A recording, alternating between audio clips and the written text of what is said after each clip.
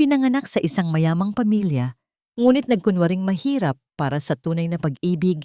Hindi inakala ni Celestina na siya'y dudurugin at gagawing kasangkapan ng sariling asawa at biyenan. Nang mabunyag na ang lahat ay plano lamang upang agawin ang kanyang kayamanan. Pinili niyang hubarin ang anyo ng kahinaan at lumaban gamit ang kapangyarihang minamaliit nila. Ngunit ano ang mangyayari kapag ang babaeng itinulak sa sukdulan ang siyang magsimula ng paghuhukom? Handa ba ang mga traidor sa kapalit ng kanilang ginawa? Isang mapagpalang araw sa inyong lahat, mga minamahal naming tagapakinig. Handa na ba ang inyong mga puso para sa isang kwentong yayanig sa ating pananaw tungkol sa pag-ibig at pagtataksil? Sabi nila, ang pag-ibig ay kanlungan. Isang ligtas na lugar kung saan ka maaaring maging totoo. Pero paano kung ang mismong kanlungan na pinangarap mo ay isa palang kulungang gawa sa mga kasinungalingan? Halina't pakinggan natin ang kwento ni Celestina at ang kanyang kunwaring paraiso. Amoy pa lang ng kumukulong sinigang na baboy ay sapat na sanang magbigay ng nangiti sa mga labi ni Tina.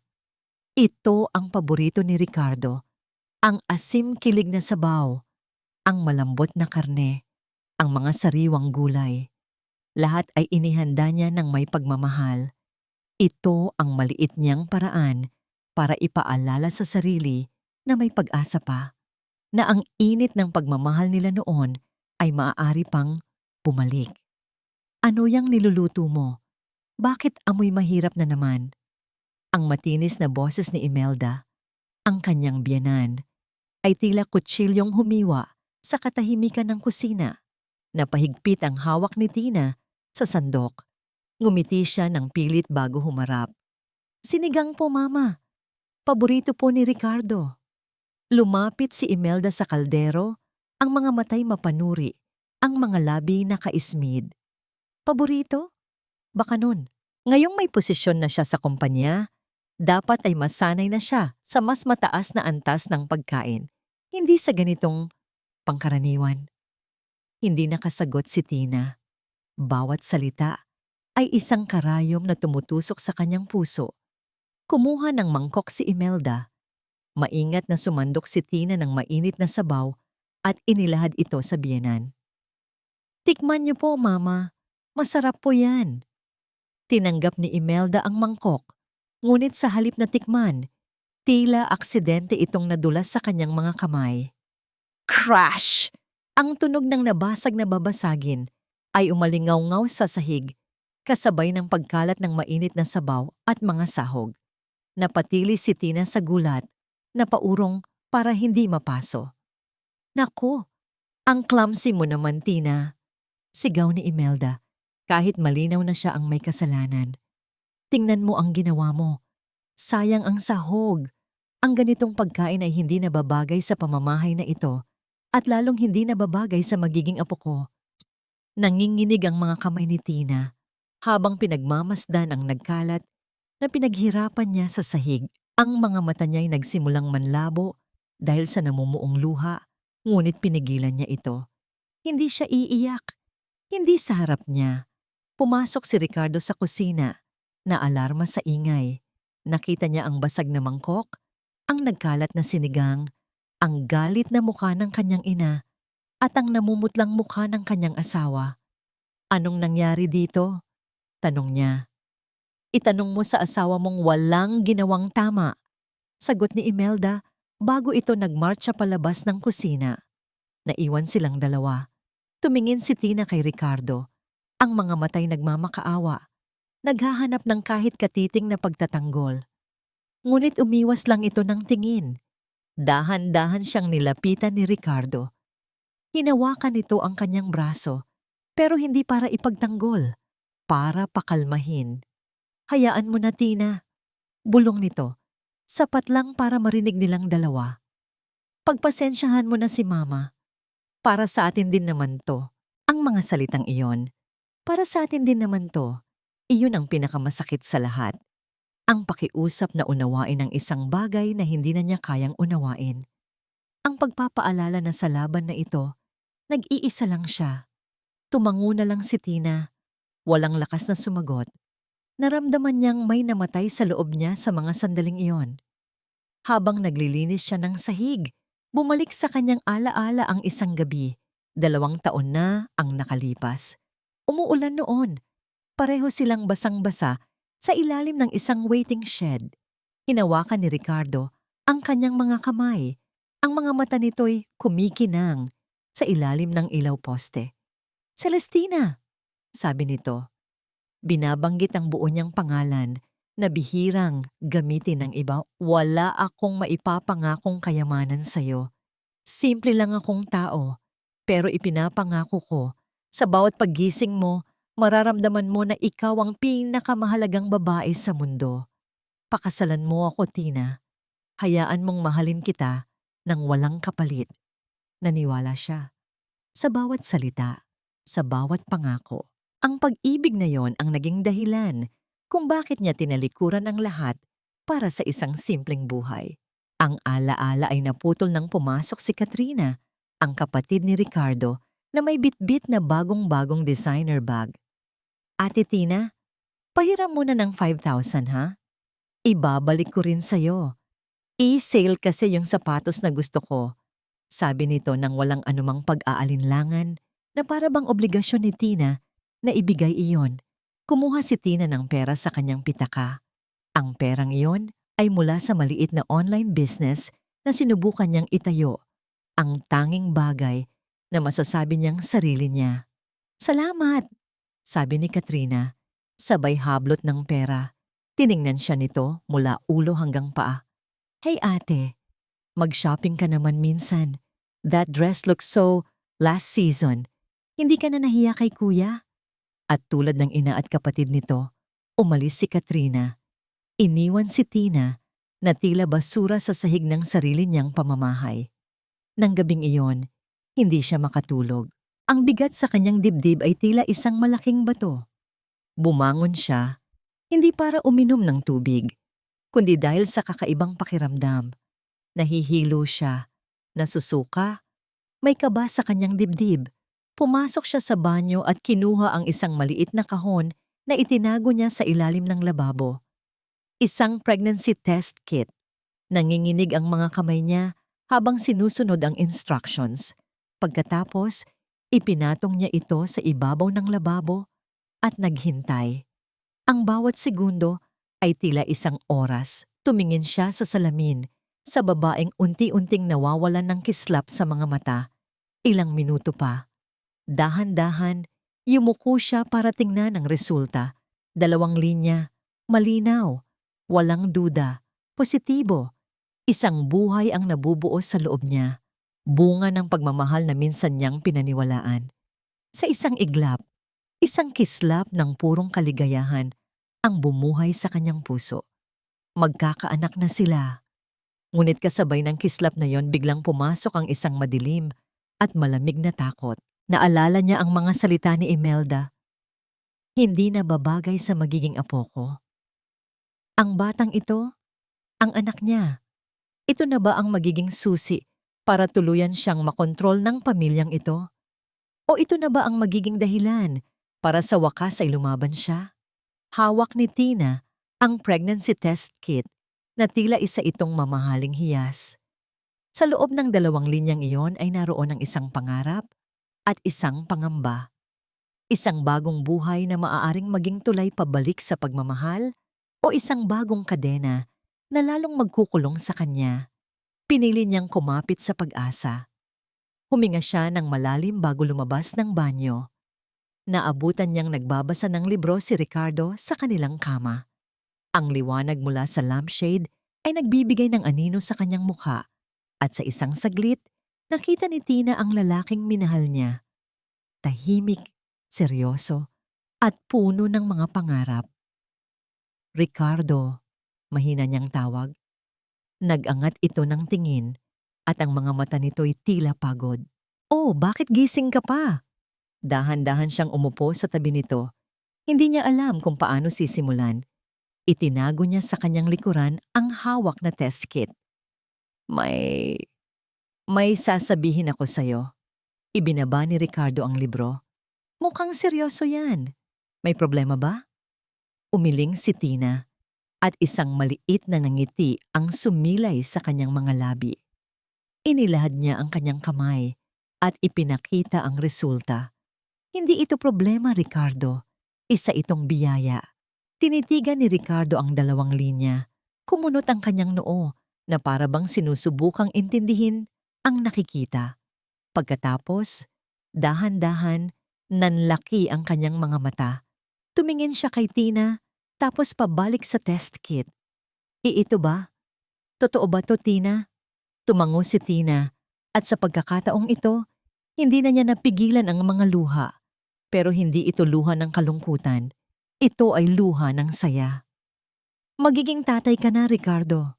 Isang malawak na ngiti ang biglang pumunit sa pagod na mukha ni Ricardo. Sa isang iglap, nawala ang lahat ng pag-aalala sa mundo.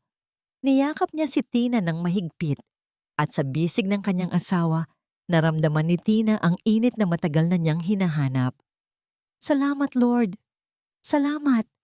Paulit-ulit na sabi ni Ricardo. Ito na ang pinakamagandang balita sa buong buhay ko. Magkaka-baby na tayo, Tina. Magkakaanak na tayo. Niyakap niya ito pabalik.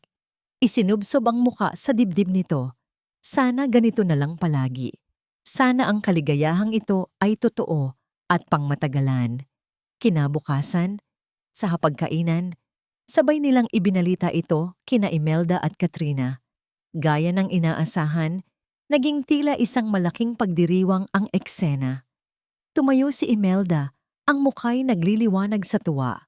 Si Katrina naman ay nagsisigaw sa kilig. Diyos ko, magkakaapo na ako. Halos pasigaw na, sabi ni Imelda, habang papalapit kay Tina para yakapin ito. Ang yakap ay mahigpit, ngunit para kay Tina, may kakaibang lamig ito. Kailangan nating alagaan kang mabuti, Hija. Ang lahat ng nutrisyon, ang lahat ng kailangan mo, at ng baby, ako ang bahala. Pero ang ningning sa mga mata ni Imelda ay may ibang kahulugan para kay Tina. Hindi ito ningning ng purong kaligayahan ng isang lola. Ito ay ningning ng tagumpay. Ang hapunan ng gabing iyon ay inihanda bilang isang celebration. Nagluto si Imelda ng mga espesyal na pagkain. Ngunit habang kumakain, nagsimula ang unti-unting paghigpit ng hawla. Tina, Hija, simula ni Imelda habang nilalagyan ng pagkain ng plato niya. Ngayong buntis ka na, hindi mo na dapat iniisip ang mga problema, lalo na sa pera. Stress lang ang dulot niyan. Tumango si Tina. Opo, Mama. Kaya naisip ko, pagpapatuloy nito, para makasiguro tayo sa kinabukasan ng apo ko, bakit hindi mo muna ipahawak sa akin ang management ng mga bank accounts mo? Ako na ang magbabayad ng mga bills. Ako na ang bahala sa lahat. Para ang focus mo na lang ay ang pagiging malusog para sa baby. Nanlamig ang mga kamay ni Tina. Po? Pero kaya ko pa naman po, Mama. Alam ko, Hija. Pero ito ay hindi para sa'yo, kundi para sa bata. Malambing ngunit may diin na, sabi ni Imelda. Tumingin ito kay Ricardo. Hindi ba, anak? Mas mabuti ng sigurado. Tumingin si Ricardo kay Tina. Ang mga matay nakikiusap. Payag ka na, mahal. Tama si Mama. Para hindi ka na ma-stress para sa baby natin. Napapalibutan, walang kawala. Anong isasagot niya? Kung tatanggi siya, lalabas siyang masamang ina na ayaw sa ikabubuti ng sariling anak. Ngumiti siya ng pilit. Sige po, kayo po ang bahala. Very good, sabi ni Imelda. Sabay palakpak. That's my girl. Kinagabihan, habang nakahiga na sila, niyakap siya ni Ricardo mula sa likod. Tinina, bulong nito. Yung maliit na mana na nakuha mo sa mga magulang mo, hindi ba't nakatenggal lang yon sa bangko? Kumirot ang puso ni Tina. Ang maliit na mana na yon, na sa katotohanan ay isang maliit na bahagi lamang ng kanyang trust fund na inilabas niya para sa kanyang pagpapanggap. Oo, bakit? Naisip ko lang, sabi ni Ricardo, habang hinahaplos ang kanyang tiyan. Para sa future ng baby natin, bakit hindi natin i-invest? May alam akong magandang investment opportunity. Ako na ang bahala. I-authorize mo lang ako na i-manage yon para sa'yo. Ito na. Ito na ang sunod na hakbang. Naramdaman ni Tina ang pagdududa na gumagapang sa kanyang sistema. Pagkatapos ng nangyari kanina, malinaw na sa kanya ang pattern. Pag-isipan ko muna, Ricardo, sabi niya sa pinakamahinahong boses na kaya niya. Inaantok na ako. Naramdaman niya ang pag-igting ng mga braso ni Ricardo sa paligid niya bago ito muling lumuwag. Sige, basta isipin mo, para sa pamilya natin to. Para sa pamilya. Ang mga salitang dati nagbibigay sa kanya ng init, ngayon ay nagdudulot na ng pangingilabot. Lumipas ang ilang araw. Isang hapon, habang nag-aayos si Tina ng mga libro sa part-time job niya sa isang maliit na library sa Quezon City, ang tanging lugar kung saan siya nakakahinga ng maluwag, narinig niyang may kausap sa telepono si Imelda sa labas.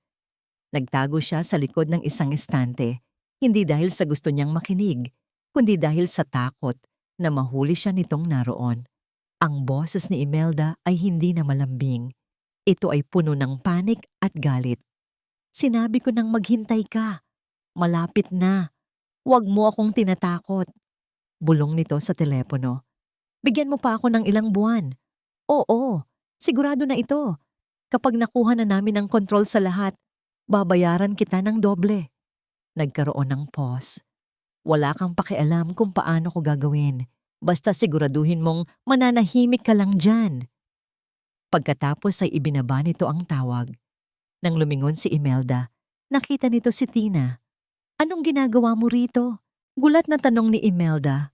Ang mukha'y biglang bumalik sa pagiging kalmado, ngunit ang mga matay nanlilisik pa rin. Mama, dito po ako nagtatrabaho. Nauutal na sagot ni Tina. Tinaasan siya ng kilay ni Imelda. Nagtatrabaho? Isang de Leon? Nagtatrabaho sa isang hamak na library? Nakakahiya. At buntis ka. Hindi mo dapat pinapagod ang sarili mo. Pero ma, gusto ko po ito. Nakakatulong po ito sa akin. Hindi! Putol ni Imelda sa kanya.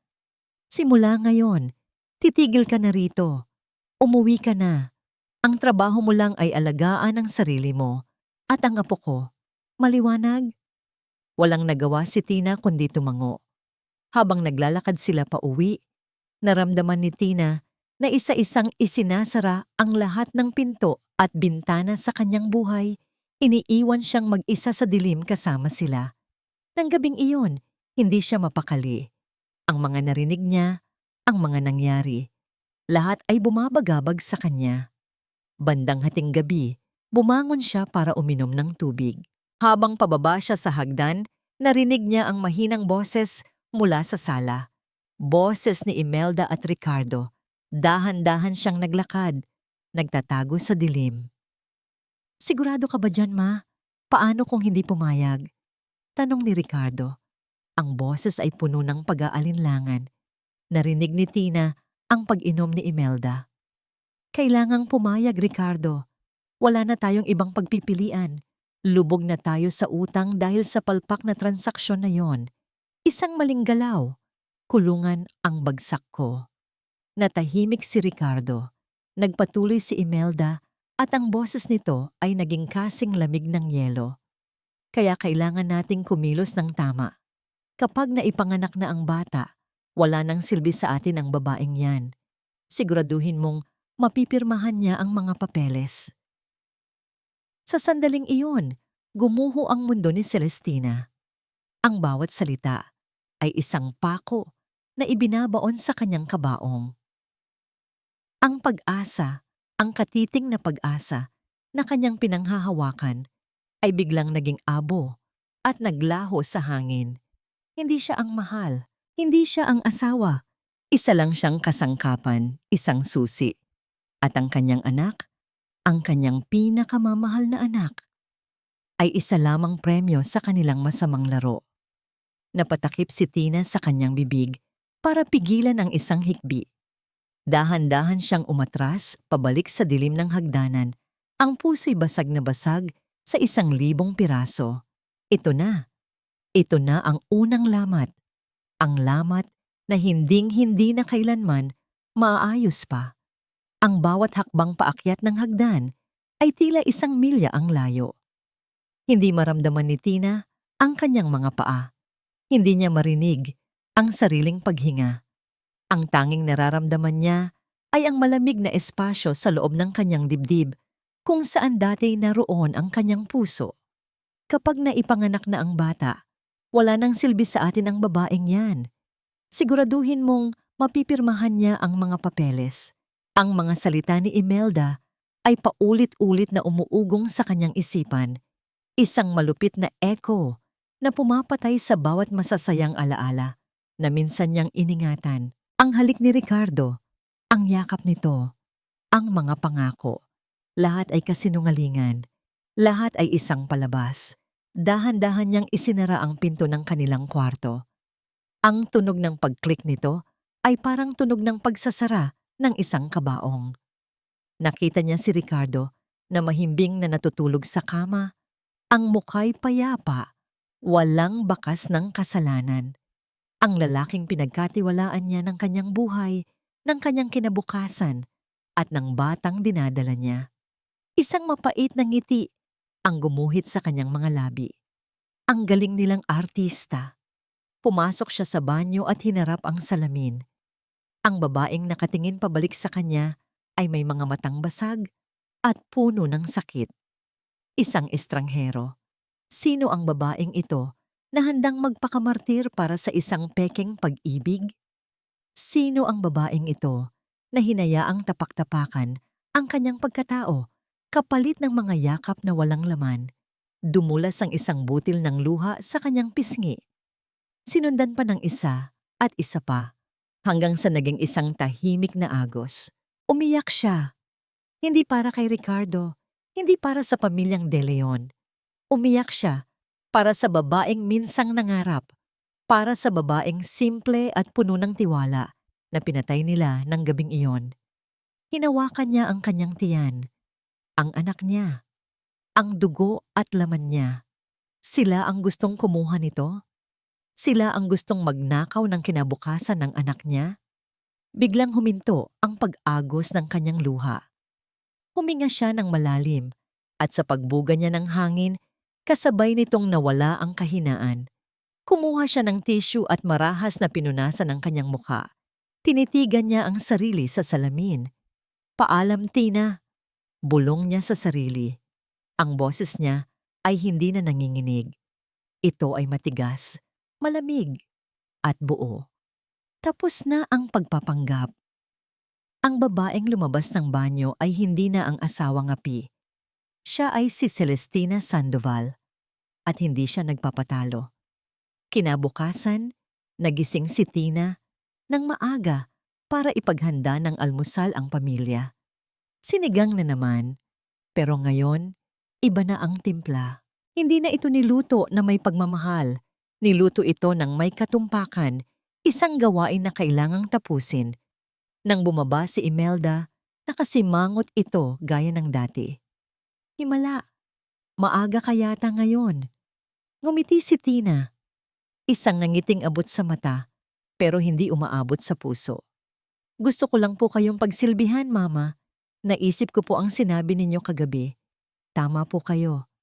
Kailangan kong mag-focus sa baby. Napahinto si Imelda. Tiningnan siya nito ng may pagdududa, pero agad ding napalitan ng kasiyahan. Ang kasiyahan ng isang predator na akala ay sumuko na ang kanyang biktima. Mabuti naman at natauhan ka na. So, tungkol sa bank accounts? Inaayos ko na po ang authorization letter, Mama. Mabilis na sagot ni Tina habang nagsasandok ng kanin. Ibibigay ko po kay Ricardo mamaya para mapirmahan. Lumabas si Ricardo mula sa kwarto, humahalakhak. Talaga, mahal? Pumapayag ka na? Nilapitan siya ni Tina at inayos ang kwelyo ng polo nito. Tinitigan niya ito sa mata. Hinahanap ang kahit katiting na konsensya, pero wala siyang nakita kundi kasakiman. Oo naman, Ricardo. Para sa pamilya, di ba? Niyakap siya ni Ricardo. The best ka talaga, Tina. Pangako, palalaguin ko ang pera natin.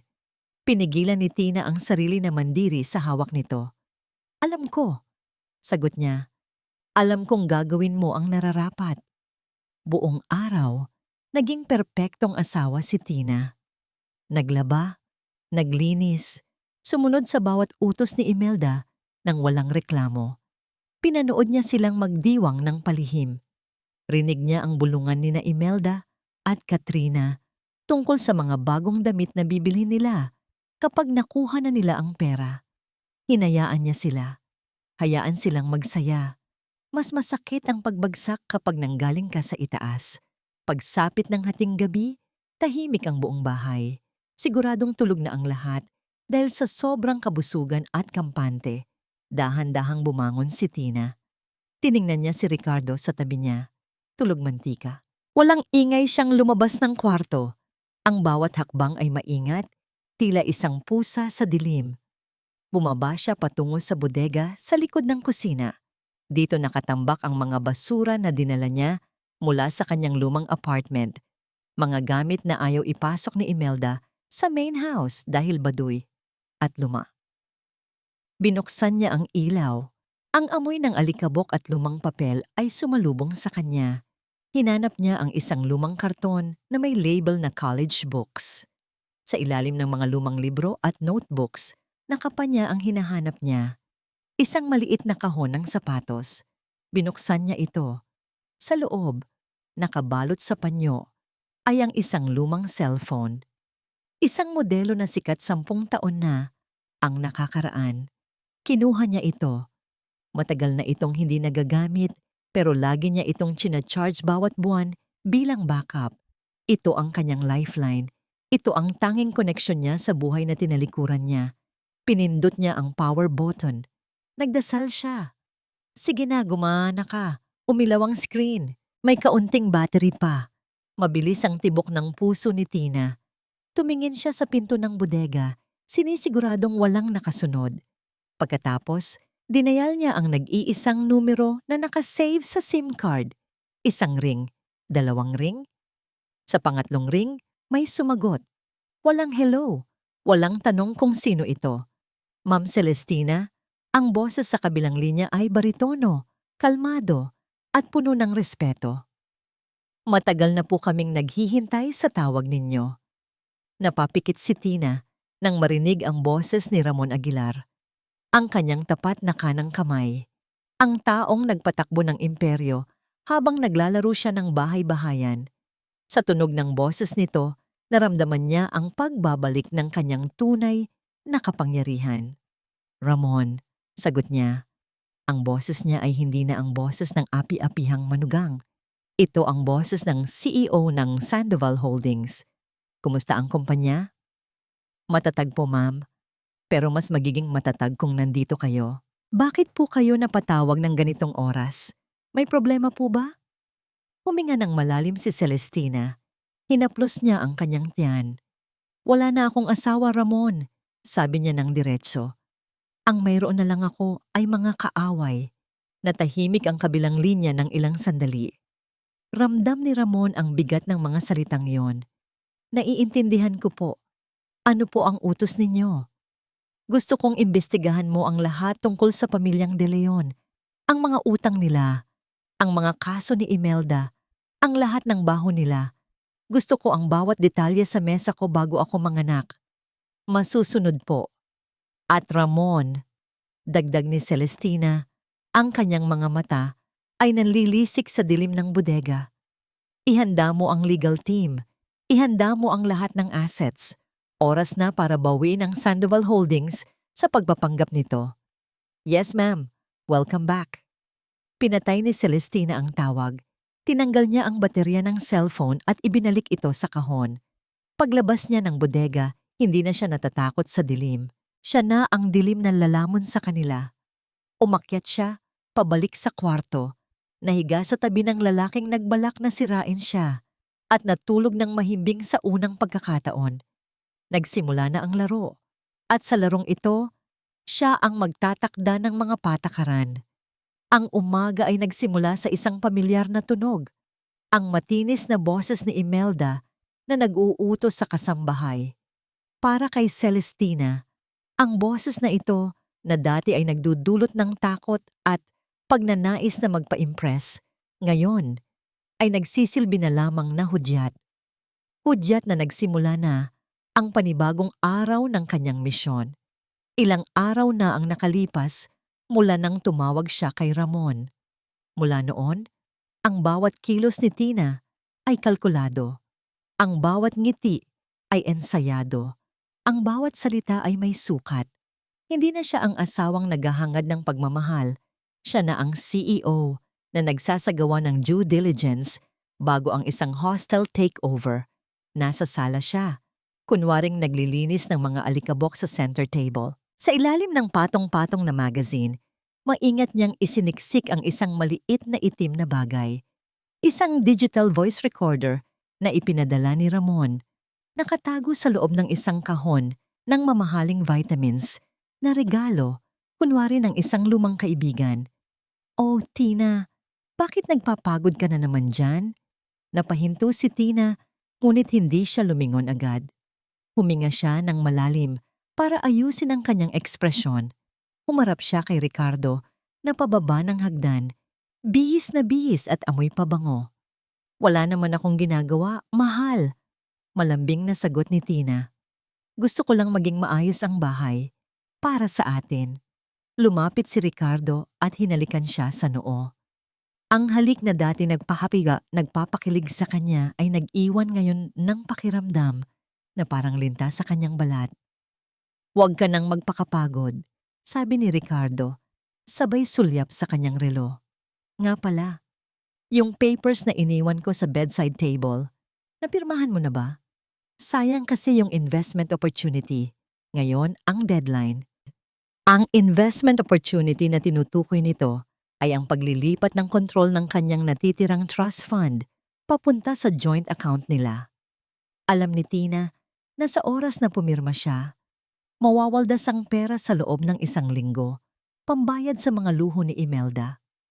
Hinawakan ni Tina ang kanyang sentido at umakto ng kaunting pagkahilo. Napakapit siya sa braso ni Ricardo. "Aray," daing niya. "Tina, okay ka lang?" "Masakit lang ang ulo ko, Ricardo. Baka dahil sa pagbubuntis, nahihilo ako kapag nagbabasa ng madaming papeles ngayon." Tiningnan niya ito nang may puppy eyes. "Pwede bang bukas na lang? Ipahinga ko lang to." Nakita niya ang inis na dumaan sa mga mata ni Ricardo, pero mabilis itong napalitan ng pilit na pag-aalala. "Oo naman. Sige, magpahinga ka na muna. Pero bukas ha? Sayang talaga yon." "Pangako." Pagsisinungaling ni Tina. Umalis na si Ricardo. Pagkasara ng pinto, nawala ang sakit ng ulo ni Tina. Ang natira ay ang matalas na pandinig at ang recorder na umaandar sa ilalim ng mesa. Nagtungo siya sa kusina para uminom ng tubig, pero nanatili siyang nakatayo sa may pintuan nang marinig niya ang pagpasok ni na Imelda at Katrina sa sala. Naupo ang mga ito sa sofa, mismong sa tapat ng nakatagong recorder. "Mas sigurado ka ba na mabebenta natin tong bahay ng mabilis?" Boses ni Katrina. "Gusto ko na talagang lumipat sa kondo sa BGC. Nakakasawa na dito, ang luma ng amoy." Napahigpit ang hawak ni Tina sa baso ng tubig. Ang bahay na ito ay pag-aari ng pamilya De Leon. Oo, pero dito sila bumuo ng pangarap ni Ricardo. At ngayon, pinaplano na pala nilang ibenta ito? "Huwag kang atat, Katrina," sagot ni Imelda. Ang boses ay puno ng kumpiyansa. "May buyer na ako. Hinihintay ko lang na manganak ang babaeng yon. Bakit kailangan pa nating hintayin? Paalisin na natin siya ngayon." "Gaga, kailangan natin ang pirma niya para sa custody ng bata at sa transfer ng mga assets niya. Kapag nakuha na natin ang pera niya at ang bata, saka natin siya itatapon at saka natin ibebenta tong bahay para makapagsimula tayo ng bagong buhay. Buhay na walang sabit." Tumawa si Katrina. "Sabagay, Kawawa naman si Ate Tina. Akala niya yata prinsesa siya dito. Yun pala, incubator lang. Nagtawanan ng mag-ina. Ang tawa nila ay parang kuko na gumuguhit sa blackboard. Masakit sa tenga, masakit sa puso.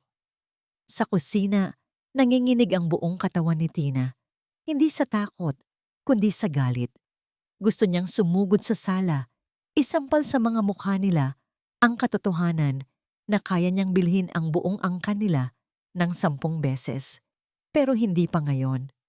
Tumawa lang kayo, bulong niya sa sarili habang ang mga luha ng puot ay namumuo sa kanyang mga mata. Dahil yan na ang huling tawa ninyo.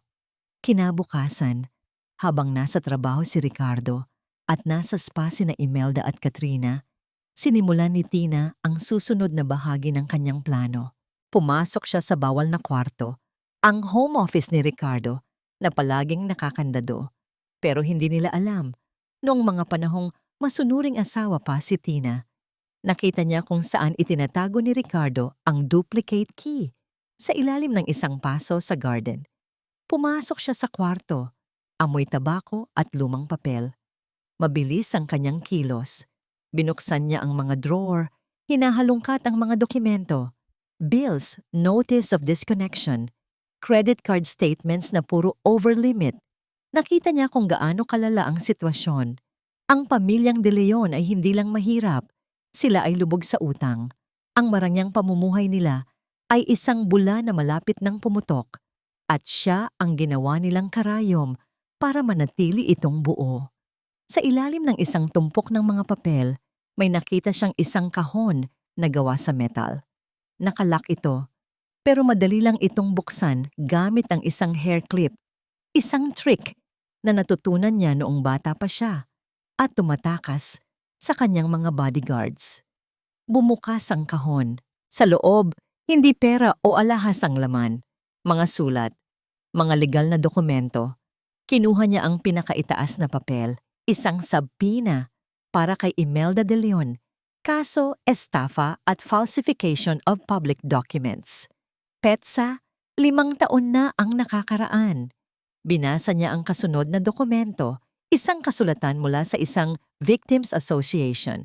Hinihingi nila ang pagbabalik ng milyon-milyong pisong na-invest sa isang pekeng kumpanya na itinayo ni Imelda. Nanlaki ang mga mata ni Tina.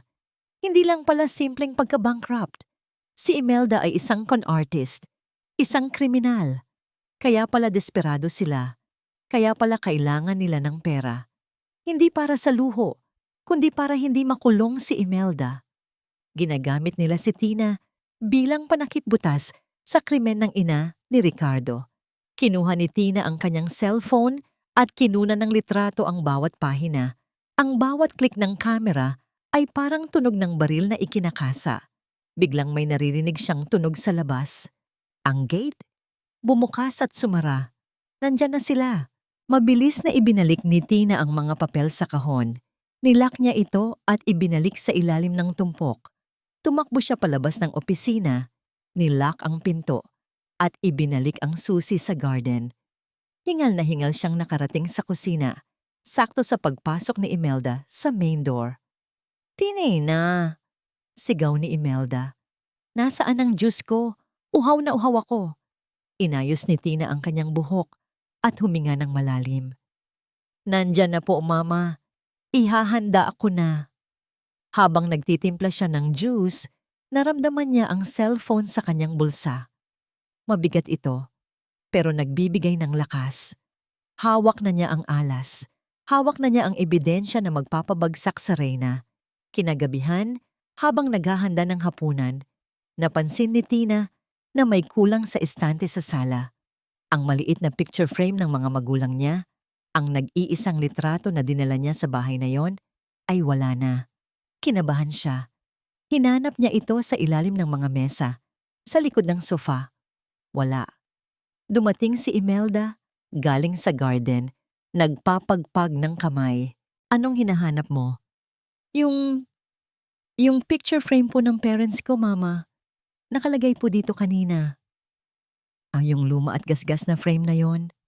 Walang gatol na sagot ni Imelda. Tinapon ko na. Sinunog ko kasama ng mga tuyong dahon sa likod. Nanigas si Tina. Ang dugo ay umakyat sa kanyang ulo. Papo, bakit niyo po ginawa yon? Iyon na lang po ang alaala ko sa kanila. Ang pangit tingnan, Tina. Asik ni Imelda. Sinisira no ng aesthetics ng sala ko. Kung gusto mong mag-display ng patay, dun sa sementeryo, huwag sa pamamahay ko. At isa pa, patay na sila.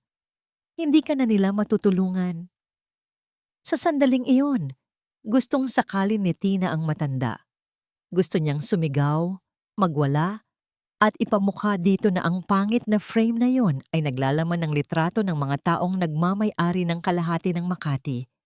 Ang mga kamao niya ay nakakuyom sa gilid ng kanyang palda, nanginginig sa galit. Ang mga kuko niya ay bumaon sa kanyang palad hanggang sa halos dumugo ito. Pero naalala niya ang recorder. Naalala niya ang mga litrato sa cellphone niya. Huminga siya ng malalim. Nilunok niya ang apoy na gustong lumabas sa kanyang lalamunan. Tumingin siya kay Imelda. Ang mga mata ni Tina ay hindi lumuluha.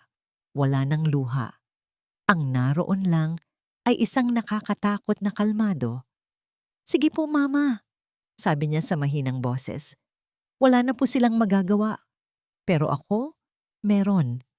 Dugtong niya sa kanyang isip. Tinalikuran niya si Imelda at naglakad pabalik sa kusina. Bawat hakbang ay may bigat ng isang pangako. Baka pagsisihan niyo yan. Bulong niya ng mahina. Sapat lang para marinig ng hangin. May sinasabi ka? Pahabol na tanong ni Imelda. Lumingon si Tina at ngumiti. Isang ngangiting hindi umabot sa kanyang mga mata. Sabi ko po, ipaghahanda ko na kayo ng hapunan. Baka gutom lang kayo. Nang gabing iyon, habang tulog na ang lahat, ipinadala ni Tina ang lahat ng files kay Ramon via encrypted message. Ilang minuto lang, tumunog ang phone niya. Isang mensahe mula kay Ramon. Na-received ko na, ma'am. Ito ang smoking gun na kailangan natin. Kumpirmado? May warrant of arrest si Imelda na pending dahil sa impluwensya ng mga koneksyon niya. Pero sa hawak natin ngayon at sa impluwensya ng Sandoval, walang makakapigil sa hustisya. Ihanda mo ang sarili mo, Celestina. Malapit na ang bagyo. Pinatay ni Tina ang screen ng cellphone. Hinaplos niya ang kanyang tiyan. Ang bata sa loob ay sumipa. Tila sumasang-ayon. Huwag kang mag-alala, anak. Bulong niya sa dilim. Lilinisin natin ang mundong ito bago ka lumabas. Walang matitirang basura. Sa labas ng bintana, nagsimulang kumulog. Ang hangin ay umihip ng malakas. Parating na ang bagyo at ang pangalan nito ay Celestina. Ang katahimikan sa bahay ng mga De Leon ay nakakabingi. Mula ng gabing pasukin ni Tina ang opisina at matuklasan ang mga dokumento, nagbago ang hangin sa paligid niya. Hindi na siya ang masunuring asawa na naghihintay ng utos. Siya ay naging tahimik, mailap at laging nakatingin sa malayo. Napansin ito ni Imelda. Ang matandang bruha, gaya ng tawag ni Tina sa isip niya, ay hindi tanga. Alam niyang may nagbago sa timpla ng laro. Ang manugang na dati madaling manipulahin ay tila nagkakaroon na ng sariling isip.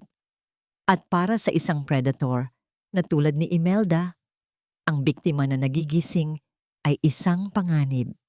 Isang hapon, habang nakaupo si Tina sa veranda at hinihimas ang kanyang tiyan, narinig niya ang pagparada ng kotse ni Ricardo.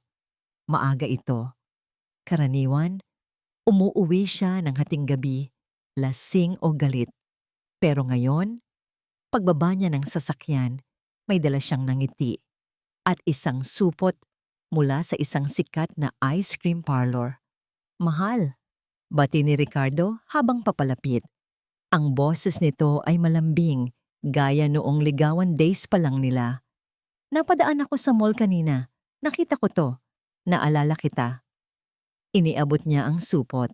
Sa loob, isang galon ng Mango Bravo ice cream, ang paborito ni Tina. Ang comfort food niya noong mga panahong Nag-aaral pa siya at stressed sa exams. Tinitigan ni Tina ang ice cream. Pagkatapos, tinitigan niya si Ricardo. Sa likod ng kanyang isip, naroon ang boses ni Ramon, nagpapaalala sa mga kasalanan ng pamilyang ito. Naroon ang imahe ng supwena at mga panloloko. Pero sa harap niya, naroon ang ama ng kanyang dinadala. Ang lalaking minsan niyang pinangakuan ng in sickness and in health. Salamat, mahinang sagot ni Tina. Bakit? Bakit ang aga mo?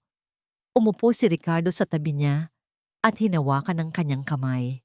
Ang palad nito ay mainit, pamilyar. Namiss kita, Tina. Nitong mga nakaraang araw, alam kong naging gago ako. Naging mainitin ang ulo ko. Sorry. Napakurap si Tina. Ito ang unang beses na humingi ng tawad si Ricardo matapos ang ilang buwang panlalamig. Stress lang ako sa trabaho. Mahal? Patuloy ni Ricardo at nakita ni Tina ang pagdaan ng lungkot sa mga mata nito. At sa pagkakataong ito, mukhang totoo ang lungkot. Dahil totoo naman, stress siya sa mga utang na humahabol sa kanila. Natatakot lang ako na hindi ko maibigay sa inyo ni baby ang buhay na deserve nyo. Kaya ako nagkakaganito. Kaya pinipilit kita sa mga investment. Gusto ko lang maging sigurado.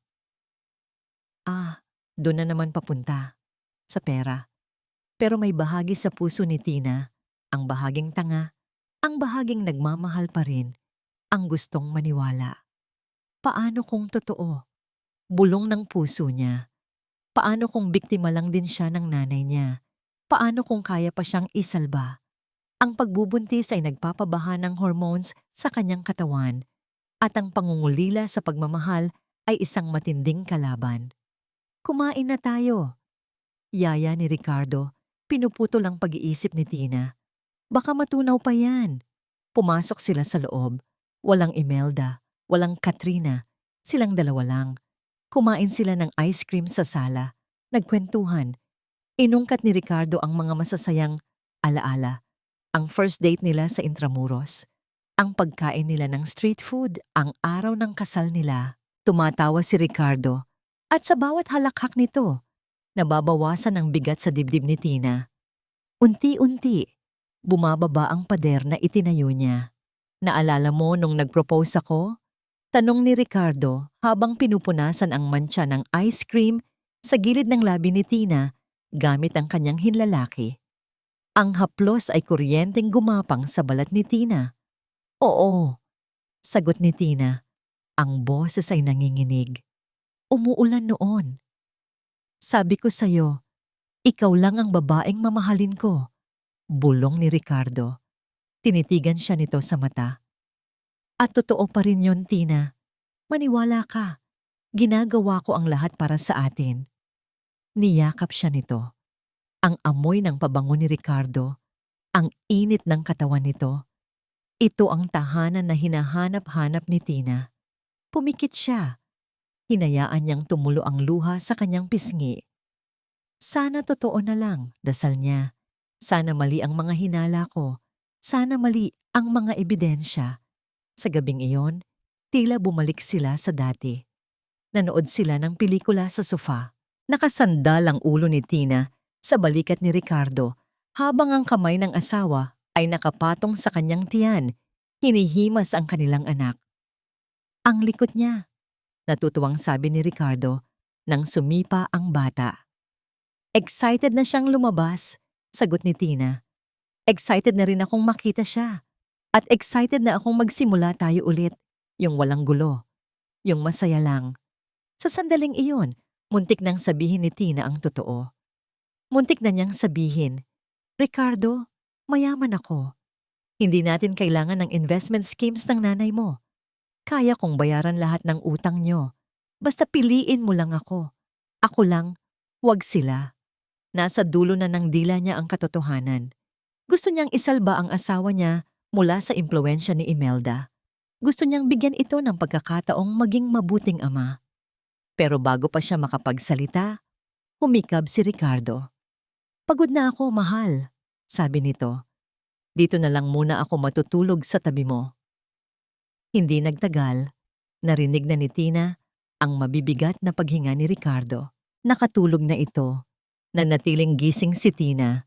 Nakatingin siya sa kisame, nalilito. Ang puso niya ay parang pendulum na umiindayog sa pagitan ng pag-asa at katotohanan. Posible bang mahal niya talaga ako? Posible bang napilitan lang siya dahil sa nanay niya? Kung mahal siya nito, handa siyang patawarin ito. Handa niyang gamitin ang kapangyarihan ng Sandoval Holdings para linisin ang pangalan nito basta mangako itong magbabago. Isang malambot na tunog ang bumasag sa katahimikan. Bzzz. Ang cellphone ni Ricardo na nakapatong sa center table. Umiilaw ang screen sa dilim. Hindi sana ito papansinin ni Tina. Pero nakita niya ang pangalan ng nag-text. Mama. Kumurap si Tina. Ang kaba sa dibdib niya ay bumalik. Dahan-dahan, maingat na hindi magising si Ricardo, inabot niya ang cellphone. Hindi ito nakalock. Bakit nga naman ilalak ni Ricardo? Ang alam niya ay tanga at masunuring asawa si Tina na hindi nangingialam ng gamit. Binuksan niya ang mensahe. Ang liwanag ng screen ay tila isang flash ng kidlat na nagbigay linaw sa madilim na gabi ng kanyang puso. Ang text ni Imelda. Kamusta na? Bumibigay na ba ang gaga? Siguraduhin mong mapapapirma mo siya bukas. At huwag kang masyadong didikit sa kanya, baka mahawa ka ng amoy lupa. Tandaan mo, kapag nakuha na natin ang pera, goodbye na sa kanya at sa anak niyang pabigat. At sa ibaba may reply na nakadraft si Ricardo bago ito nakatulog pero hindi na send. Nakalagay sa draft, "Oo ma, malambot na. Konting bola na lang, pipirma na to. Tiis-tiis lang ako sa drama niya. Excited na ako sa hatian natin." Binitawan ni Tina ang cellphone na parang napaso siya. Ang lamig. Biglang naging napakalamig ng buong sala. Ang kaninang init ng yakap, ang tamis ng ice cream, ang mga pangako ng bagong simula. Lahat ay naging abo. Tumingin siya sa natutulog na si Ricardo. Ang mukha nito ay payapa pa rin. Walang konsensya, walang pagmamahal. Ang lahat ng nangyari ngayong gabi, ang date, ang lambing, ang paghihimas sa tiyan ay scripted. Parte lang ng plano. Konting bola na lang. Ang luha na tumulo sa mata ni Tina ay hindi na luha ng lungkot. Ito ay luha ng pamamaalam. Sa gabing ito, namatay na ng tuluyan si Celestina ang asawa. Wala nang natirang pag-asa, wala nang baka sakali. Ang natira na lang ay ang katotohanan. Siya ay isang target. Ang anak niya ay isang commodity at ang asawa niya ay isang kaaway. Dahan-dahan, pinunasan ni Tina ang kanyang mukha. Kinuha niya ang cellphone niya at kinuna ng litrato ang text message at ang draft reply. Dagdag ebidensya. Ibinalik niya ang phone ni Ricardo sa mesa, sa eksaktong pwesto nito. Humiga siya ulit sa tabi ng lalaking iyon. Tinitigan niya ang likod nito. Gusto mo ng hatian, Ricardo? Isip ni Tina. Ang kanyang isip ay kasing talim ng labaha. Ibibigay ko sa iyo ang hatian na nararapat sa iyo. Hahatiin ko ang buhay mo hanggang sa walang matira, kundi pagsisisi. Pumikit siya, hindi para matulog, kundi para maghanda. Bukas, magsisimula ang huling yugto ng kanyang pagbabalat kayo. At sa pagkakataong ito, siya na ang magiging pinakamagaling na aktres sa dulang ito. Ang araw ng paghuhukom ay dumating ng mas mabilis kaysa sa inaasahan ni Tina. Maaga pa lang, abala na ang buong kabahayan. Nagbihis si Imelda ng kanyang pinakamagandang terno. Suot ang mga alahas na alam ni Tina ay peke naman. Si Ricardo ay hindi mapakali. Palakad-lakad sa sala habang inaayos ang kanyang kurbata. Para silang mga buwitreng naghahanda sa isang piyesta at si Tina ang main course. "Tina!" tawag ni Imelda mula sa sala. "Bumaba ka na dyan. Paparating na si Atty. Cruz. Huwag mong paghintayin ang bisita." Huminga ng malalim si Celestina. Tiningnan niya ang sarili sa salamin. Wala siyang make-up. Nakasuot siya ng isang simpleng duster na nagmumukha siyang kawawa at walang laban. Ito ang gusto nilang makita. Ang babaeng sumuko na. Opo, mama, sagot niya. Ang boses ay sadyang pinalambot at pinahina. Pagbaba niya, sakto namang pagtunog ng doorbell. Nagkatinginan sina Imelda at Ricardo. Nakita ni Tina ang kislap ng kasakiman sa mga mata nila. Bumukas ang pinto at pumasok ang isang lalaking nasa mid-40s. Medyo kalbo, may malaking tiyan, at ang suot na barong ay parang medyo masikip sa kanya. Ang kanyang nangiti ay masyadong matamis, parang asukal na may halong lason. Ito ay si Attorney Romeo Cruz. Gandang umaga po, Doña Imelda, Sir Ricardo, bati nito. Sabay bow na parang isang servant. At ito na po siguro ang misis nyo? Tumingin ito kay Tina. Nanliit ang pakiramdam ni Tina sa paraan ng pagtingin nito. Parang tinatantiya kung magkano ang halaga niya sa kilo. Oo, attorney, sagot ni Imelda, sabay hatak kay Tina paupo sa sofa. Siya si Tina, medyo masela ng pagbubuntis kaya gusto naming madaliin ang mga papeles para sa peace of mind niya. Naturally. Tumango-tango si attorney Cruz habang binubuksan ang kanyang leather briefcase. Ang estate planning ay napaka-importante para sa mga new parents. Inilatag niya ang mga dokumento sa center table. Makapal na tumpok ng papel. Puno ng legal jargon na sadyang ginawang komplikado para hindi maintindihan ng karaniwang tao.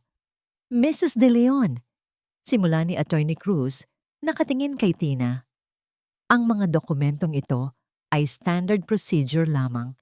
Ito ay isang special power of attorney na nagbibigay karapatan sa iyong asawa at biyenan na pamahalaan ang iyong mga assets habang ikaw ay incapacitated o busy sa panganganak.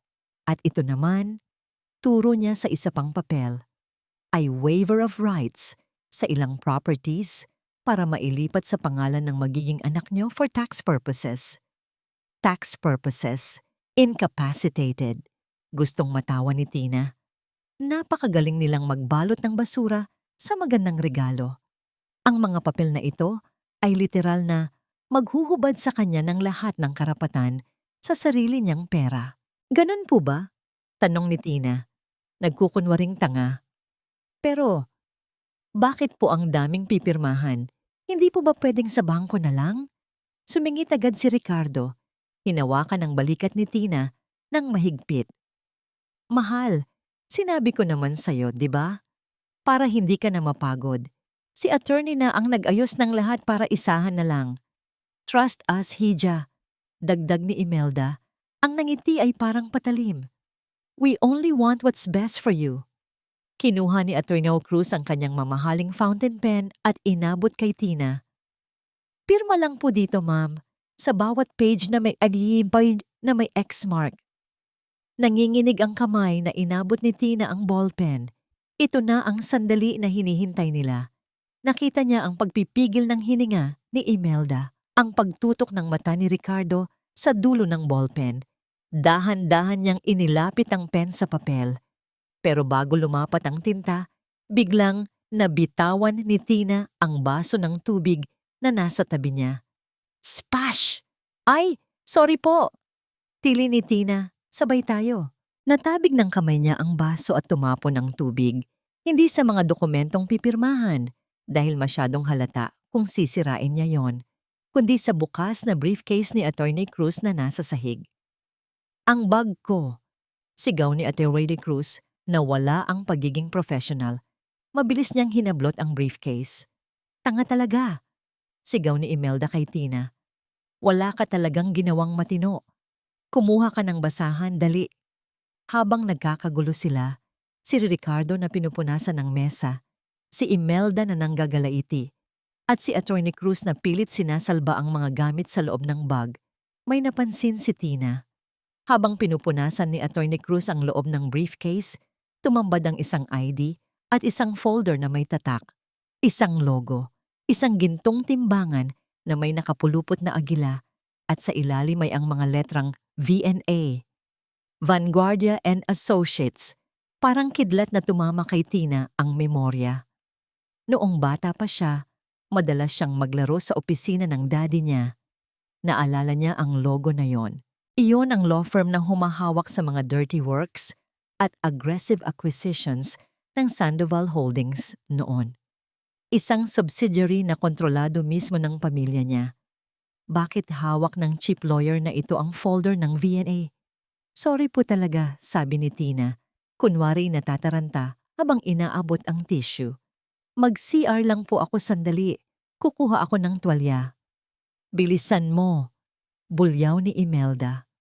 Tumakbo si Tina papasok sa powder room sa ilalim ng hagdan. Nilock niya ang pinto. Nanginginig ang mga kamay, hindi sa takot, kundi sa excitement. Binuksan niya ang kanyang hidden phone. Mabilis siyang nag-type kay Ramon. Ramon, ang abogado nila. Si Attorney Romeo Cruz. May dalang folder ng Vanguardia and Associates. Sino siya? Ang bawat segundo ay parang oras. Rinig niya sa labas ang pagmumura ni Imelda at ang pagpapaliwanag ni Ricardo kay attorney. Beep! Reply ni Ramon. Binasa ni Tina ang mensahe at napahawak siya sa lababo para hindi matumba. Ma'am Celestina, ang Vanguardia and Associates ay 100% owned ng Sandoval Holdings. Si Attorney Cruz ay isa sa mga retainer lawyers natin para sa mga low-profile cases. Hindi siya cheap, ma'am. Magaling siya magpanggap. Hawak natin siya sa leeg. Napanganga si Tina. Ang abogadong kinuha nila para lokohin siya ay empleyado-yado din niya. Nag-vibrate ulit ang phone. Isa pang text mula kay Ramon. Tatawagan ko siya ngayon din. Bumalik ka dyan at umakto ng normal. Within 2 minutes, kakampi na natin siya. Let him gather the evidence for us legally. Enjoy the show, ma'am. Napangiti si Tina, isang tunay na ngiti. Ang tadhana nga naman, minsan ay may sense of humor. Ang akala nilang alas ay isa palang patibong na sila mismo ang nagdala sa loob ng bahay. Huminga siya ng malalim, inayos ang buhok, at flinu siyang inidoro para kunwari ay gumamit siya. Paglabas niya, kalmado na ang lahat. Nakaupo na ulit si Attorney Cruz, pinupunasan ang kanyang salamin. Medyo basa ang kanyang barong pero nakangiti pa rin ito. Pasensya na po talaga, attorney, sabi ni Tina. Umupo ulit sa pwesto niya. Okay lang, Mrs. De Leon. Accidents happen, sabi ni Attorney Cruz. Biglang tumunog ang cellphone ni Attorney Cruz. Isang seryosong ringtone. Excuse me po, kailangan ko lang sagutin ito. Emergency sa opisina. Paalam ni Cruz. Tumayo ito at lumayo ng kaunti, papunta sa may bintana. Pinanood ni Tina ang likod ni Attorney Cruz. Nakita niya ang pagtango nito. Nakita niya ang biglang pagtuwid ng tayo nito. Ang dating slouching posture ng isang corrupt lawyer ay biglang naging tindig militar. Yes, sir. Opo. Naiintindihan ko po. Masusunod. Yes. Ma'am Celestina? Opo. Nang lumingon si Attorney Cruz, nagtama ang paningin nila ni Tina. Wala na ang mapangutya at manlolokong tingin kanina. Ang nakita ni Tina ay takot, respeto, at pagkilala. Alam na niya. Bahagyang tumango si Attorney Cruz kay Tina. Isang maliit na tango na silang dalawa lang ang nakapansin. Bumalik si Cruz sa mesa. Iba na ang aura nito. Mas formal, mas seryoso. Oh, attorney, okay na ba? Pirmahan na natin? Atat na tanong ni Imelda. Ngumiti si Attorney Cruz kay Imelda. Opo, Doña Imelda. Pirmahan na natin.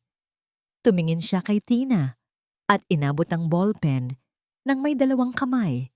Tanda ng respeto. Ma'am, pakipirmahan na po. Huwag po kayong mag-alala. Sisiguraduhin kong nasa tamang kamay ang lahat. Naintindihan ni Tina ang ibig sabihin nito. Ang mga dokumentong ito ay magiging ebidensya ng coercion at fraud. Kinuha ni Tina ang ballpen. Tumingin siya kay Ricardo, tapos kay Imelda. Para sa pamilya, sabi niya ng may diin. Para sa pamilya, sagot ni Ricardo. Nakangiti dahil akala niya nanalo na siya. Pumirma si Tina, Celestina Sandoval de Leon. Sa bawat pirma, naramdaman niya ang pagkahulog ng pamilyang De Leon sa sarili nilang bitag.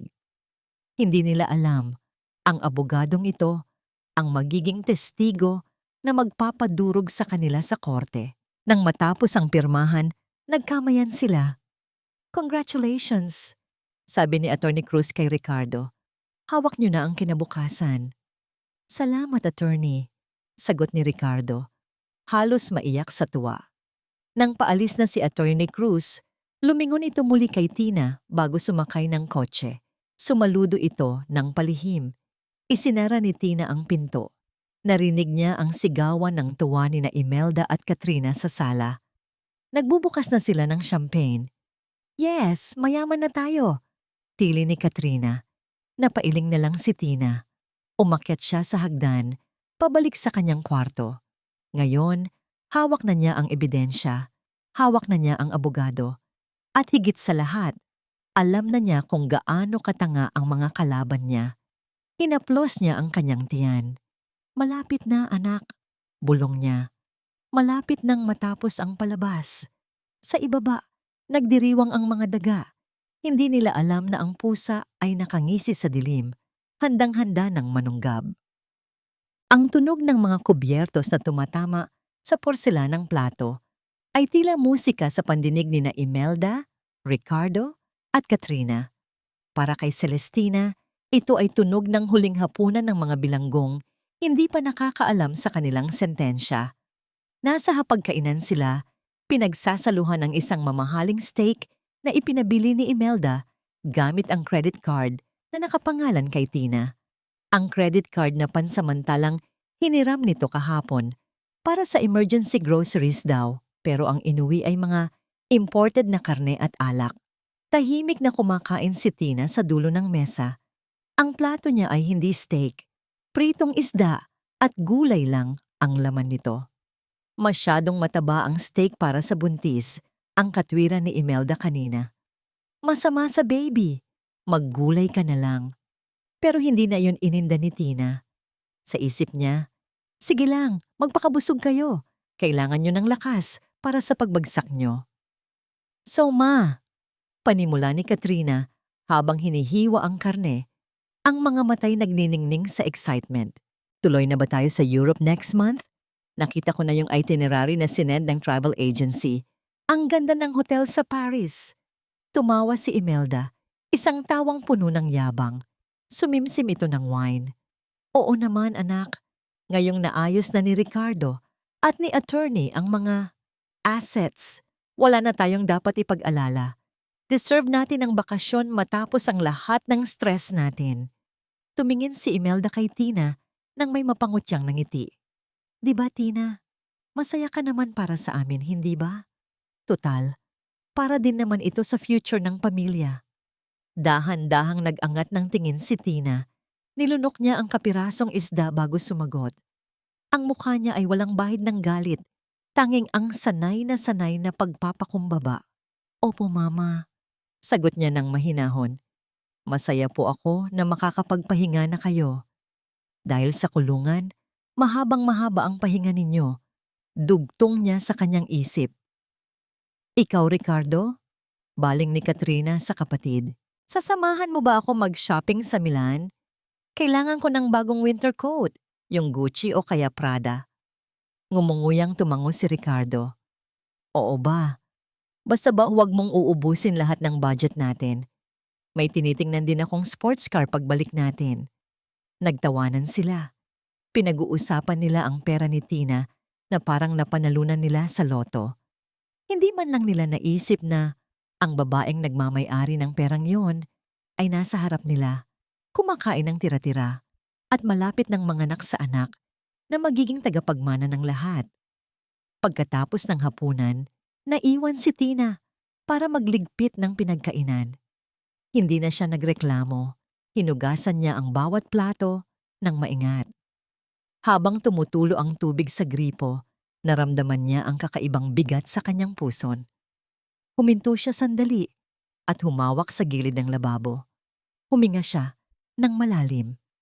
Huwag muna ngayon, anak. Bulong niya sa kanyang tiyan. Tapusin lang ni Mama ang trabaho. Nang matapos siya sa kusina, umakyat siya sa kwarto.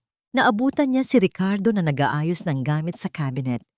May inilabas itong isang plastic bag mula sa isang murang department store. Oh, sabi ni Ricardo. Sabay hagis ng plastic bag sa kama, sa paanan ni Tina. Ano to? Tanong ni Tina. Damit. Para sa panganganak mo. Sagot ni Ricardo nang hindi tumitingin. Bumili na ako kanina habang pauwi. Sayang naman kung gagamitin mo pa yung mga magaganda mong damit sa ospital.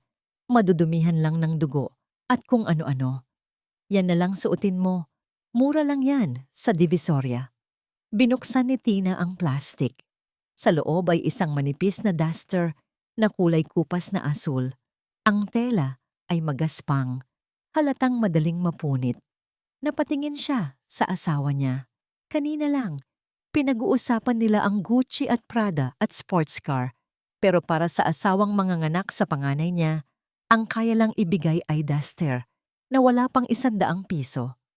Ito ang halaga niya sa kanila. Mas mababa pa sa basahan. Naramdaman ni Tina ang pagkirot ng puso niya. Pero sa pagkakataong ito, hindi na ito sakit ng pagkaawa sa sarili. Ito ay sakit na nagpapaliyab sa kanyang galit. Tinanggap niya ang duster at niyakap ito. Salamat, Ricardo, sabi niya. Bagay na bagay ito sa okasyon. Bagay na bagay ito bilang costume ng isang api para mas lalong magmukhang demonyo kayo sa paningin ng mundo. Isip niya. Matutulog na ako, sabi ni Ricardo, humihikab. Huwag kang malikot ha. Kailangan ko ng energy bukas. May meeting ako sa mga investors. Investors. Ibig sabihin, ang mga kalaro niya sa sugal. Tumalikod na si Ricardo at nagtalukbong ng kumot. Hindi nahiga si Tina. Sa halip, kinuha niya ang duster at lumabas ng kwarto. Dahan-dahan siyang naglakad patungo sa kabilang dulo ng hallway sa kwartong inilaan para sa baby. Binuksan niya ang pinto. Madilim sa loob. Tanging ang liwanag ng buwan mula sa bintana ang nagbibigay ilaw. Ang nursery na ito ay si Tina, mismo ang nag-ayos. Walang itinulong sina Imelda o Ricardo. Siya ang nagpintura ng mga pader ng kulay pastel blue. Siya ang nagbuo ng crib. Siya ang nagtahi ng mga kurtina. Ito lang ang lugar sa bahay na ito na puno ng pagmamahal. Umupo siya sa rocking chair, sa tabi ng crib. Hinaplos niya ang malambot na kutsyon. Anak, bulong niya sa katahimikan. Pasensya ka na ha. Pasensya ka na kung dito ka ipinaglihi, kung sa ganitong pamilya ka napunta. Naramdaman niya ang pagsipa ng bata. Malakas, napangiti si Tina habang tumutulo ang luha sa kanyang pisngi. Huwag kang mag-alala. Hindi ka magiging katulad nila. Hindi ka lalaking sakim. Hindi ka lalaking manloloko. Palalakihin kitang matapang at marunong magmahal. Tumingin siya sa bintana, sa mga ilaw ng lungsod sa malayo. Sa kung saan, naroon ang building ng Sandoval Holdings, ang tunay niyang kaharian. Bukas, sabi niya, o sa makalawa, aalis na tayo dito. Hindi na tayo babalik.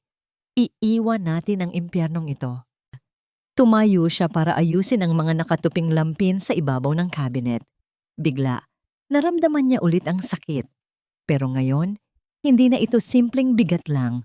Para itong kidlat na tumama sa kanyang balakang at gumapang pababa. Ah, napasigaw si Tina at napakapit sa gilid ng crib. Nanlaki ang mga mata niya. Ang sakit ay matalas, tumatagos, at pagkatapos, naramdaman niya ang pagdaloy ng mainit na likido sa kanyang mga hita. Pumutok na ang panubigan, nanginginig ang mga tuhod niya, napaupo siya sa sahig. Heto na ang oras. Ricardo? Tawag niya, pero mahina lang ang boses na lumabas. Kailangan niyang tumayo. Kailangan niyang humingi ng tulong, kahit sa mga kaaway niya, dahil hindi niya kayang ilabas ang batang ito ng mag-isa.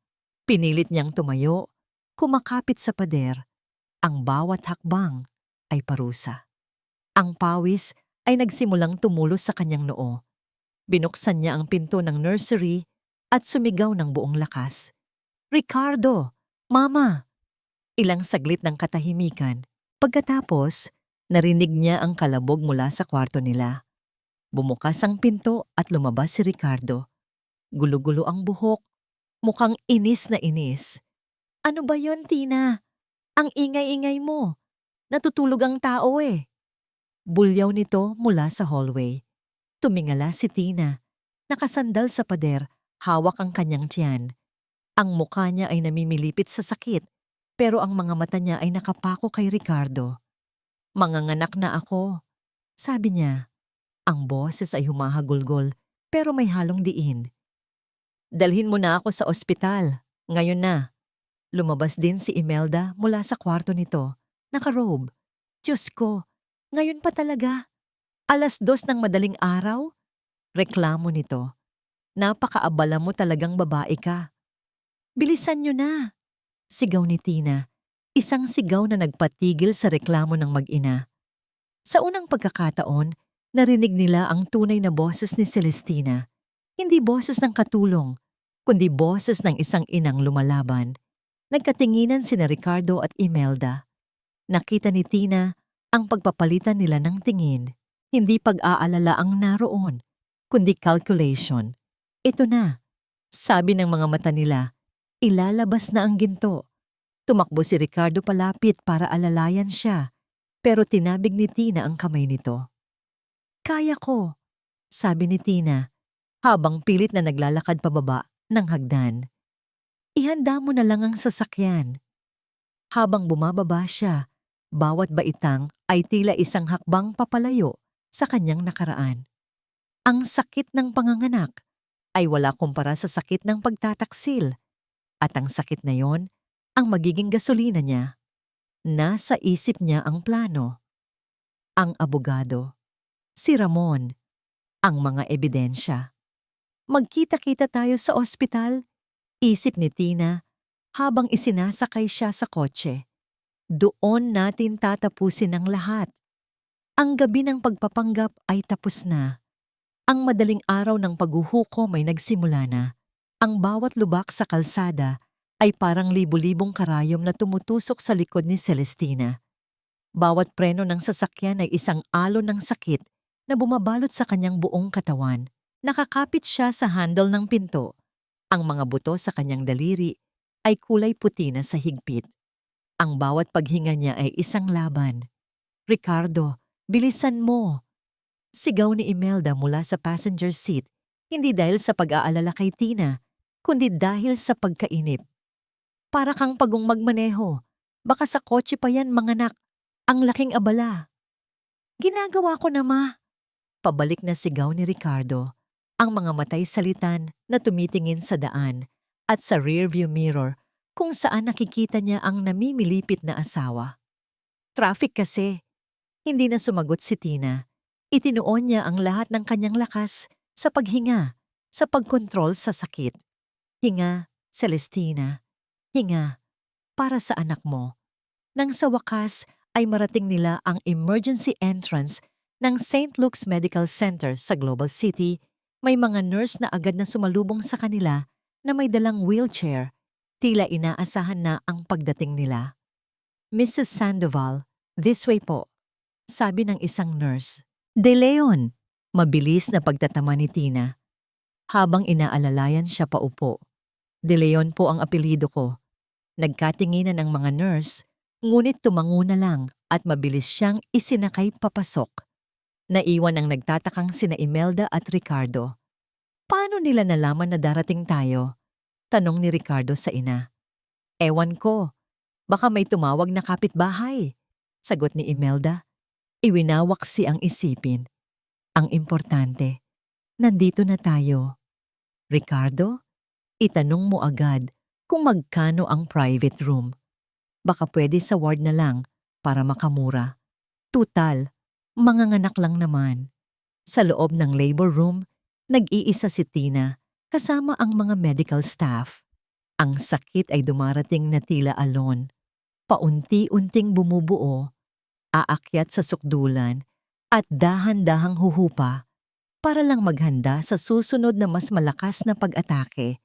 Pumasok si Ricardo, nakasuot ng hospital gown. Naupo ito sa tabi niya at hinawakan ang kanyang kamay. Ang hawak ay maluwag at malamig. "Kaya mo yan, mahal," sabi nito. Pero ang mga mata ay hindi sa kanya nakatingin, kundi sa orasan na nakasabit sa pader. Bawat 5 minuto, sumusulyap ito. "Ricardo," daing ni Tina. Humihigpit ang hawak sa kamay nito. "Bakit? Tatawag na ba ako ng doktor?" "Tubig." Tumayo si Ricardo para kumuha ng baso. Habang nakatalikod ito, nakita ni Tina na kinuha nito ang cellphone sa bulsa, hindi para tumawag ng tulong, kundi para i-check ang stock market. Sa sandaling iyon, binitawan ni Tina ang kamay ni Ricardo sa kanyang isip. "Nag-iisa ka sa laban na." "To, Celestina," sabi niya sa sarili. "Ikaw at ang anak mo lang." Nang bumalik si Ricardo, umiling na lang siya. "Huwag na, okay na ako." Lumipas ang mga oras na parang walang katapusan. Ang sakit ay nagiging halos hindi na makayanan. May mga sandaling gusto na niyang sumuko, gusto na niyang ipaubaya ang lahat sa kadiliman. Pero sa tuwing nararamdaman niya ang paggalaw ng bata sa loob niya, bumabalik ang kanyang lakas. "Hindi para sa akin to," isip niya habang umiiri. "Para sa'yo to, anak. Para sa kalayaan mo." Ang mukha ni Ricardo ay hindi na niya tinitingnan. Sa halip, ang ipinipinta niya sa kanyang isipan ay ang mukha ng kanyang mga magulang. Ang mukha ni Ramon, ang logo ng Sandoval Holdings, ang imahe ng kinabukasan, isang kinabukasan na walang De Leon na nakapaligid. Bawat pag-iri ay para sa hustisya, bawat sigaw ay para sa paglaya. "Isa pa, ma'am, malapit na," sabi ng doktor. "I see the head." Tumingin si Tina sa kisame. Ang mga luha at pawis ay magkahalo na sa kanyang mukha. Ginamit niya ang lahat ng natitirang lakas sa kanyang katawan. Isang huling, malakas na sigaw na yumanig sa buong silid.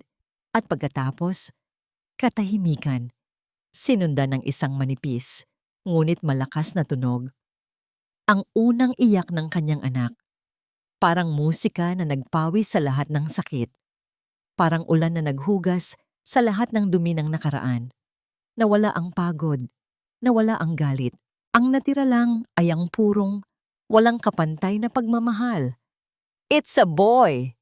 Masayang anunsyo ng doktor. "A healthy baby boy." Dahan-dahang inilapag ng nurse ang maliit na sanggol sa dibdib ni Tina. Ang balat nito ay mamula-mula pa, ang mga matay nakapikit. Napakaliit, napaka-inosente. Niyakap niya ito. Umiyak si Tina, pero sa pagkakataong ito ay luha ng tagumpay. "Hello, my love," bulong niya sa anak. "Welcome to the world. Ako ang mommy mo." Sa gilid, nakatayo si Ricardo. Nakangiti ito, pero ang ngangiti ay hindi abot sa mata. Ang tinitingnan nito ay hindi ang bata. Ang tinitingnan nito ay ang premyo. Ilang oras ang lumipas. Nailipat na si Tina sa isang private recovery room. Isang bagay na ikinagalit ni Imelda pero wala itong nagawa dahil hospital policy daw para sa mga bagong panganak. Payapa ang paligid. Mahimbing na natutulog ang kanyang anak sa bassinet sa tabi ng kama. Hawak ni Tina ang maliliit nitong daliri. Ninanamnam ang bawat sandali. Sa wakas, naramdaman niya ang kapayapaan. Pero alam niyang ang kapayapaang ito ay panandalian lamang. Ang tunay na laban ay magsisimula na. Bigla, bumukas ng malakas ang pinto. Walang katok, walang paalam. Pumasok si Imelda. Ang muka ay parang general na susugod sa giyera. Kasunod niya si Ricardo, na umiiwas ng tingin. Sa likod nila, si Katrina, na abala sa pag-text sa cellphone. At sa huli, si Attorney Romeo Cruz, bit-bit ang kanyang leather briefcase. Napahigpit ang hawak ni Tina sa kumot. Heto na sila. "Aba, gising ka pa pala," bungad ni Imelda. Ang boses ay walang anumang lambing. Tiningnan nito ang bata sa bassinet na parang isang bagay na binili sa mall. Maganda ang lahi, mukhang magiging gwapo. Hindi sumagot si Tina. Hinintay niya ang susunod na sasabihin. Lumapit si Imelda sa paanan ng kama. Ang mga mata nito ay malamig at walang emosyon. Tumingin ito kay Tina na parang dumi. Tapos na ang pagpapanggap, Tina. Nagampanan mo na ang parte mo. Nanganak ka na, sabi ni Imelda. Ang bawat salita ay mabagal at may diin. Lumapit si Attorney Cruz at inilatag ang mga dokumento sa ibabaw ng bedside table. Ang mga papel na pipirmahan ni Tina kanina. At may bago pang idinagdag. Divorce papers. Oras na para mag-usap. Pagpapatuloy ni Imelda, isang masamang ngiti ang sumilay sa kanyang mga labi. Tumingin ito kay Tina, sa bata, at pabalik kay Tina. Ito na ang katapusan mo. Ang hangin sa loob ng kwarto ay tila yelo. Malamig, mabigat, at nakakasakal. Ang bawat salita ni Imelda ay parang patalim na lumilipad sa ere, naghahanap ng target. Ngunit si Celestina, na nakahiga sa kama, ay hindi na susugatan. Siya ay parang salamin na sumasalamin lamang sa kapangitan ng mga nasa harap niya. Ano, Tina? Nabibingi ka na ba? Pag-uulit ni Imelda na iniinip. Sabi ko, tapos na ang maliligayang araw mo. Nakita mo ang mga papel na, yan, divorce petition, at isang kasulatan na nagsasabing isinusuko mo ang lahat ng karapatan mo sa bata. Pipirmahan mo yan ngayon. Hindi gumalaw si Tina. Tinitigan niya lang si Imelda, ang mga matay malalim at hindi mabasa. Nagpatuloy si Imelda sa kanyang litanya ng pang-aalipusta. Huwag kang mag-alala. Aalagaan namin ng mabuti ang apo ko. Palalakihin namin siyang isang tunay na De Leon. Isang dugong marangal. Hindi katulad ng ina niya na isang hamak na palamunin na walang ginawa, kundi umasa sa pera ng asawa niya. Mama, tama na yan. Mahinang saway ni Ricardo, pero halatang walang bigat. Bakit, Ricardo? Nagsasabi lang ako ng totoo. Bulyaw ni Imelda, bumaling sa anak. Ang babaeng yan, hindi siya karapat-dapat sa apelyido natin. Hindi siya karapat-dapat maging ina ng anak mo. Pasalamat pa nga siya at pinatira natin siya sa bahay, pinakain at binigyan ng disenteng buhay. Ang bawat salita ay isang kasinungalingan, isang kabalintunaan. At si Celestina, na nagmamay-ari ng kalahati ng mga building na natatanaw mula sa bintana ng ospital, ay pinakinggan lang ang lahat. Tumingin si Tina kay Ricardo, ang lalaking minahal niya, ang ama ng kanyang anak, ang pinakamalaking pagkakamali ng buhay niya. Ricardo, sabi ni Tina, ang boses ay mahina dahil sa panganganak, ngunit ang bawat pantig ay malinaw. Asawa mo ako, ama ka ng anak ko. Hahayaan mo ba to? Ito na ang huling pagsubok, ang huling pagkakataon para sa kaluluwa ni Ricardo. Umiwas ng tingin si Ricardo. Tumingin ito sa sahig, sa kisame, kahit saan, huwag lang sa mga mata ni Tina. Para rin ito sa ikabubuti mo, Tina. Sabi nito, inuulit ang gasgas na linya. Hindi ka handang maging ina. Mas mabuti nang kami ang mag-alaga sa bata. Makakapagsimula ka ulit. Magiging malaya ka. Malaya. Isang mapait na ngiti ang halos gumuhit sa labi ni Tina. Gagamitin pa nito ang salitang yon laban sa kanya. Nakikita mo? Sabi ni Imelda na may halong tagumpay sa boses. Kahit ang sarili mong asawa, alam kung ano ang tama. Kaya huwag ka nang magmatigas. Lumapit si Attorney Cruz sa kama. Inilatag niya ang mga papel sa ibabaw ng kumot ni Tina, sa tabi mismo ng kanyang mga hita. Inabot nito ang isang mamahaling itim na fountain pen. Ang dulo nito ay kumikinang sa ilaw ng ospital, parang dulo ng isang patalim.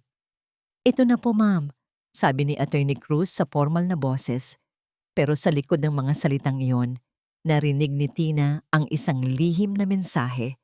Ang huling pirma para sa inyong bagong simula. Ang mga mata ni Imelda at Ricardo ay nakatutok sa panulat. Ito na ang sandata na magbibigay sa kanila ng tagumpay. Ang susi sa kanilang inaasam na kayamanan at kalayaan mula sa mga utang. Tinitigan ni Tina ang panulat na nasa kamay ng abogado. Pagkatapos, dahan-dahan niyang ibinaling ang kanyang tingin sa natutulog na sanggol sa bassinet. Ang kanyang anak, ang kanyang lakas, ang kanyang bakit, ang dahilan kung bakit niya tiniis ang lahat ng ito. Ang dahilan kung bakit siya nagpanggap. Ang dahilan kung bakit ang paghihiganti ay magiging napakatamis. Isang halos hindi mapansing na ngiti ang sumilay sa mga labi ni Celestina. Isang ngiti na puno ng lihim. Isang ngiti na akala ni na Imelda ay tanda ng pagsuko. Dahan-dahan, itinaas ni Tina ang kanyang kamay. Nanginginig ito, hindi sa takot, kundi sa pagpipigil ng excitement. Inabot niya ang panulat mula kay Attorney Cruz. Naramdaman niya ang malamig na metal sa kanyang balat. Ang bigat nito ay parang bigat ng isang sentensya. Mabuti, sabi ni Imelda. Nagpipigil ng hininga. Pirmahan mo na. Ibinaba ni Tina ang panulat. Ang dulo nito ay ilang sentimetro na lang ang layo mula sa papel. Tumingin siya sa kanilang lahat. Kay Imelda na mukhang mananalo na sa loto. Kay Katrina na walang pakialam at naglalaro lang sa cellphone. At kay Ricardo na sa wakas ay tumingin na sa kanya. Ang mga matay puno ng kasakiman. Pipirmahan ko, sabi ni Tina. Ang boses ay mahina, ngunit matatag. Napangiti si Ricardo. Nagkatinginan sila ni Imelda. Nagpapalitan ng isang tingin ng tagumpay. Ngunit hindi pa tapos si Tina. Pero may isang kondisyon. Kumunot ang noo ni Imelda. Ang nangiti sa kanyang labi ay unti-unting nawala. Napalitan ng inis. Kondisyon. Anong karapatan mong magbigay ng kondisyon? Pirmahan mo na yan. Hindi pinansin ni Tina ang sigaw. Ang kanyang mga mata ay nakatuon kay Attorney Cruz na nanatiling tahimik at naghihintay. Pagkatapos, tumingin siya kay Ricardo. Isang simpleng kondisyon lang. Pagpapatuloy ni Tina, ang boses ay kalmado na parang payapang dagat bago ang isang tsunami. Bago ako pumirma, gusto kong may marinig kayong lahat. Isang tawag lang. Nagtawa si Katrina mula sa gilid. OMG ate, ang drama mo. Tatawagan mo yung nanay-nanayan mo sa ampunan para magpaalam? Just sign it so we can go. Tumahimik ka, Katrina, saway ni Imelda. Humarap ito ulit kay Tina. Ang pasensya ay ubos na. Huwag mo kaming pinagloloko, Tina. Ano ang kalokohan to? Sa halip na sumagot, dahan-dahang kinuha ni Tina ang isang bagay mula sa ilalim ng kanyang unan. Ang luma niyang cellphone, ang lifeline niya. Nanlaki ang mga mata ni Ricardo. Saan galing yan? Ngumiti lang si Tina. Iisang numero lang ang kailangan niyang pindutin. Isang pangalan na nakasave sa screen, Angel. Pinindot niya ang call button. Itinapat niya ang telepono sa gitna ng silid, ngunit walang ringtone na narinig. Ang tanging narinig ay isang mahinang click mula sa speaker na naka-install sa kisame ng kwarto. Nagkatinginan ang mga de Leon, nagtataka. At pagkatapos, isang boses ang pumuno sa buong silid. Isang boses na kalmado, profesional, at puno ng awtoridad. Hindi ito nanggagaling sa telepono. Nanggagaling ito sa mga speaker sa itaas. Magandang umaga po sa inyong lahat. Iyon ang boses ni Ramon Aguilar. Ang pangalan ko po ay Ramon Aguilar, ang Executive Vice President ng Sandoval Holdings.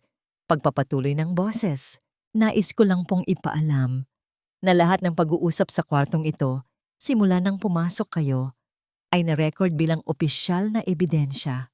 Napatayo si Imelda. Ano? Sinong Sandoval Holdings? Anong pinagsasabi mo? Bilang karagdagan, sabi ng boses, hindi natitinag. Ang Sandoval Holdings ay formal na magsasampa ng kasong sibil at kriminal laban sa buong pamilyang De Leon para sa mga krimeng inyong ginawa laban sa aming CEO. CEO, Sandoval Holdings, ang pagkalito sa mukha ng mga De Leon ay napalitan ng unti-unting pagkatakot. Kasabay ng huling salita ni Ramon mula sa speaker, bumukas ang pinto ng kwarto. Pumasok si Ramon Aguilar. Matangkad, nakasuot ng isang mamahaling itim na suit, ang muka ay seryoso. Sa likod niya ay may dalawang lalaking mas matipuno pa sa kanya, parehong nakasuit at may earpiece, security.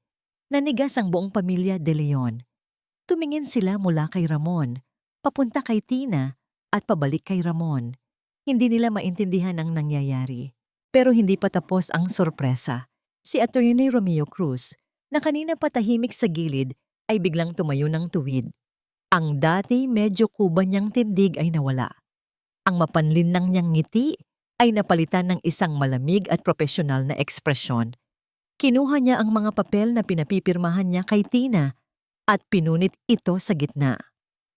"Anong ginagawa mo?" sigaw ni Ricardo. Humarap si Attorney Cruz sa kanila. Ang boses nito ay hindi na ang boses ng isang corrupt na abogado. Ito na ang boses ng isang top-tier corporate lawyer. "Ginoong De Leon, Ginang De Leon," sabi niya. "Ang mga papel na yon ay Exhibit A lamang para sa kasong attempted extortion and coercion. Hayaan ninyong ipakita ko sa inyo ang totoong kaso." Mula sa kanyang briefcase, kumuha siya ng isang bagong folder. Malinis, kulay pula. Inilapag niya ito sa mesa. "Ito po ang kaso na isasampa namin sa inyo.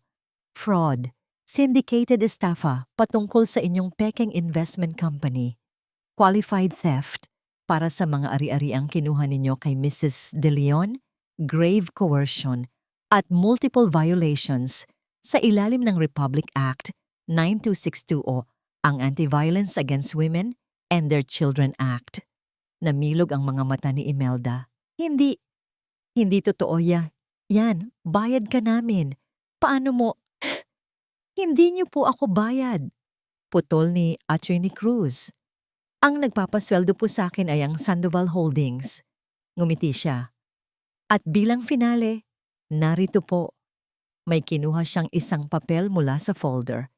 Isang sariwa at hindi mapipigilang arrest warrant para kay Gengero Imelda De Leon. Sa wakas, lahat ng mata ay napunta kay Tina. Ang babaeng akala nila ay isang mahina at tangang ulila. Dahan-dahang umupo ng tuwid si Celestina sa kanyang kama. Ang panghihina ng isang bagong panganak ay nawala.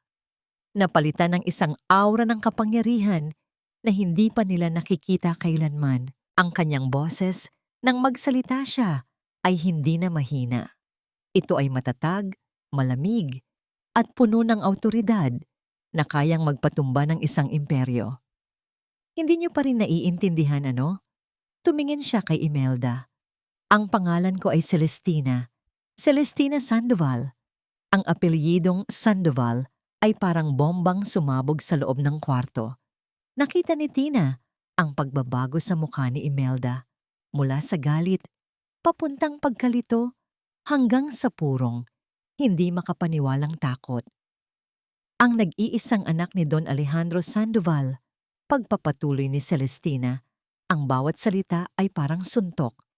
Ang may-ari ng Sandoval Holdings, ang nagpapasweldo sa abogadong kinutsaba ninyo.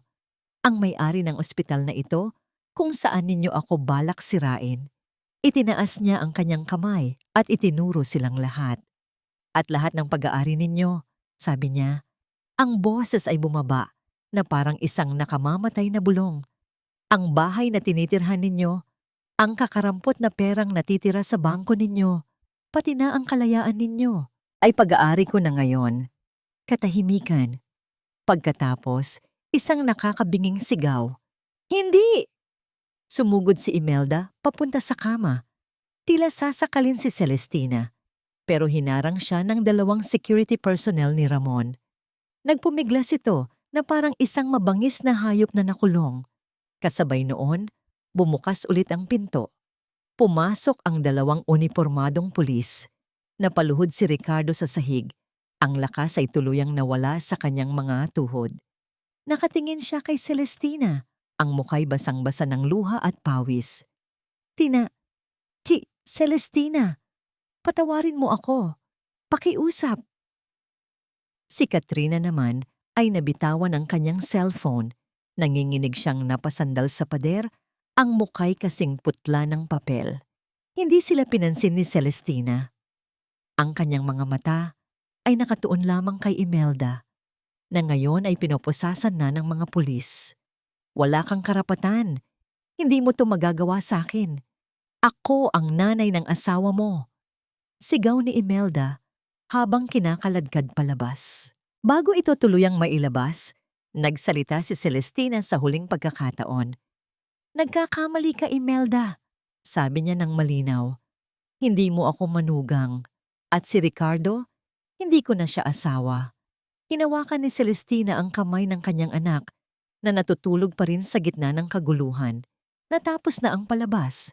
Bumagsak na ang telon at ang reyna ay nakaupo na sa kanyang trono. Ang liwanag ng araw na tumatagos sa floor-to-ceiling glass windows ay nagbibigay ng ginintuang kulay sa buong penthouse. Ang amoy ng sariwang kape ay humahalo sa banayad na amoy ng baby powder. Ang katahimikan ay payapa, isang bagay na halos 1 taon nang hindi naramdaman ni Celestina. Ilang linggo na ang nakalipas mula ng gabing iyon sa ospital. Nakatayo si Celestina sa harap ng bintana, karga ang kanyang anak na mahimbing na natutulog sa kanyang balikat. Tanaw mula sa kanyang penthouse sa tuktok ng Sandoval Tower sa Makati ang buong syudad, ang mga gusali, ang mga abalang kalsada, lahat ay parang mga laruan mula sa kanyang kinatatayuan. Ang imperyong minana niya, ang imperyong muntik na niyang talikuran para sa isang pekeng pag-ibig. Sa isang malaking flat-screen TV na nakamute sa sala, paulit-ulit na ipinapakita ang mukha ni Imelda De Leon. Ang kanyang mugshot. Ang mga balita tungkol sa De Leon investment scam ay naging national headline. Ang pagbagsak ng kanilang munting pamilya ay naging instant celebrity gossip. Pumasok si Ramon Aguilar sa sala. May dalang isang manipis na folder at 2 tasa ng kape. Ma'am, bati nito sa magalang na boses. Kape po ninyo. Salamat, Ramon. Sagot ni Celestina. Hindi inaalis ang tingin sa labas. Anong balita? Inilapag ni Ramon ang folder sa isang glass table. Nasa kulungan pa rin po si Ginang Imelda. Walang piyansa. Malakas po ang kaso natin. Si Katrina De Leon naman po ay nakalaya matapos mag-post ng piyansa na galing sa mga kaibigan niya. Pero naka-house arrest siya at hindi pwedeng lumabas ng bansa. Ang lahat ng bank accounts nila, frozen. Ang bahay sa Quezon City na foreclose na po ng bangko. Wala na po silang kahit ano. Si Ricardo? Sa wakas ay tanong ni Celestina. Ito ang unang beses na binanggit niya ang pangalan nito mula ng gabing iyon. Nasa city jail din po, ma'am. Sagot ni Ramon. Complicity to fraud and coercion. Pero mas mababa ang sentensya niya kumpara sa ina niya. Mukhang sinusubukan niyang makipag-plea bargain. Isinisisi ang lahat sa ina niya. Hindi nagulat si Celestina. Ganoon naman talaga si Ricardo. Duwag. Laging naghahanap ng masisisi. Hayaan mo siya, sabi ni Celestina. Hayaan mong magdusa siya sa sarili niyang kaduwagan. May inabot si Ramon na isang puting sobre. Pinabibigay po niya. Sulat daw po para sa inyo. Tinitigan ni Celestina ang sobre. Nakasulat dito ang pangalan niya sa pamilyar na sulat kamay ni Ricardo. Kinuha niya ito. Binuksan. Ang sulat ay puno ng mga salitang matagal na niyang gustong marinig noon. Patawad. Mahal kita. Nagkamali ako. Si Mama lang ang may kasalanan. Bigyan mo ako ng isa pang pagkakataon. Binasa niya ang bawat salita, pero wala siyang naramdaman. Walang kirot. Walang galit. Wala kahit katiting na awa. Para siyang nagbabasa ng sulat mula sa isang estranghero. Dahan-dahan, tiniklop niya ang papel. Naglakad siya papunta sa isang maliit na paper shredder sa gilid ng kanyang home office. Isinaksak niya ang sulat. Ang tunog ng makinang unti-unting ginigiling ang papel ay parang musika sa kanyang pandinig. Ang mga abo ng kahapon, ginagawang konfeti. Tapos na tayo dyan, Ramon, sabi ni Celestina pagbalik niya. Ano ang susunod sa agenda? Ngumiti si Ramon. Ito na ang CEO na kilala niya. Marami po, ma'am. Ang board ay naghihintay sa inyong official return. May mga bagong proposals para sa expansion sa Singapore. At may mga bulaklak pong dumarating araw-araw para sa inyo. Mula sa iba't ibang business partners at manliligaw na lamang single na po kayo ulit. Napailing na lang si Celestina. Isang maliit na ngiti ang sumilay sa kanyang labi. Itapon mo lahat yan. O di kaya, ipamigay mo sa mga empleyado. Wala akong panahon para dyan. Kinalong niya ng maayos ang kanyang anak. Ang tanging lalaki sa buhay ko ngayon ay ito lang. Kinabukasan, nagpahatid si Celestina sa sementeryo. Dala ang isang malaking buke ng puting rosas. Naglakad siya patungo sa puntod ng kanyang mga magulang. Simple lang ang lapida. Alejandro at Elena Sandoval, mga minamahal na magulang. Umupo siya sa damuhan sa harap nito. Maingat niyang inihiga ang kanyang anak sa isang makapal na kumot sa tabi niya. Hi ma! Hi pa! Panimula niya. Ang boses ay bahagyang nanginginig. Pasensya na po kung ngayon lang ako nakadalaw ulit. Medyo naging busy po ako sa pag-aayos ng gulo. Huminga siya ng malalim. Alam ko pong hindi niyo nagustuhan ang mga desisyon ko. Ang pagtakas ko, ang pag-aasawa ko ng walang paalam. Pero gusto ko lang naman pong maranasan ang magmahal at mahalin para sa kung sino ako, hindi para sa kung anong meron ako. Tumingin siya sa pangalan ng kanyang ama. Pero nalaman ko pa na tama ka. Ang mundo ay hindi isang fairy tale. Puno ito ng mga taong sakim at ang pinakamalaking proteksyon natin ay ang ating sarili. Hinaplos niya ang marmol na lapida. Gusto ko lang pong malaman ninyo na okay na ako. Natuto na po ako at hindi na ako magpapauto ulit. Tumingin siya sa kanyang anak na nagsisimula ng gumalaw, naghahanap ng gatas. At gusto ko rin pong ipakilala sa inyo ang apo ninyo. Sabi niya, ang boses ay napuno ng pagmamalaki at pagmamahal. Mapa, ito po si Miguel. Binuhat niya ang bata at hinarap sa lapida. Miguel, ang ibig sabihin ay, sino ang katulad ng Diyos? Isang paalala na walang sino man ang may karapatang maging Diyos sa buhay natin. Isang paalala ng lakas at bagong simula. Ipinapangako ko po sa inyo, pagpapatuloy niya habang tumutulo ang mga luha ng kapayapaan sa kanyang pisngi. Palalakihin ko siyang mabuting tao, matapang, matalino, at may pusong Sandoval. Hindi ko hahayaang maranasan niya ang sakit na dinanas ko. Mamumuhay kami ng masaya at buo. Nanatili siya roon ng matagal. Nagkwento siya sa kanyang mga magulang tungkol sa kanyang mga plano, sa kumpanya, sa buhay, at para kay Miguel. Nang papalubog na ang araw, binuhat na niya si Miguel para umuwi. Habang naglalakad siya palayo, naramdaman niya ang paggaan ng kanyang dibdib. Ang bigat ng nakaraan, ang mga multo ni na Imelda at Ricardo, ay tila naiwan na niya sa sementeryong iyon. Ang mga abo ng kahapon ay tuluyan ng tinangay ng hangin. Ang natitira na lang ay ang kinabukasan. Isang kinabukasan na hawak niya sa kanyang mga kamay. Isang kinabukasan na may pangalang Miguel. Ang proposal mula sa J Corp International ay nag-aalok ng 15% stake sa kanilang bagong LNG terminal sa Batangas.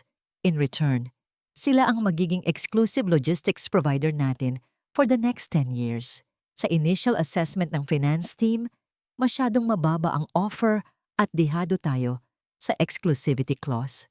Ang boses ni Celestina Sandoval ay umalingaw-ngaw sa loob ng malawak na boardroom ng Sandoval Holdings. Ang boses na ito ay hindi na mahina o nag-aalangan. Ito ay matatag, puno ng kumpiyansa, at bawat salita ay may bigat ng awtoridad. Nakaupo siya sa dulo ng mahabang lamesa, sa silyang dating inuupuan ng kanyang ama. Nakasuot siya ng isang eleganteng pulang-pula na power suit. Ang buhok ay nakapusod ng maayos. Sa kanyang tabi, si Ramon Aguilar, na tahimik na nag-oobserba.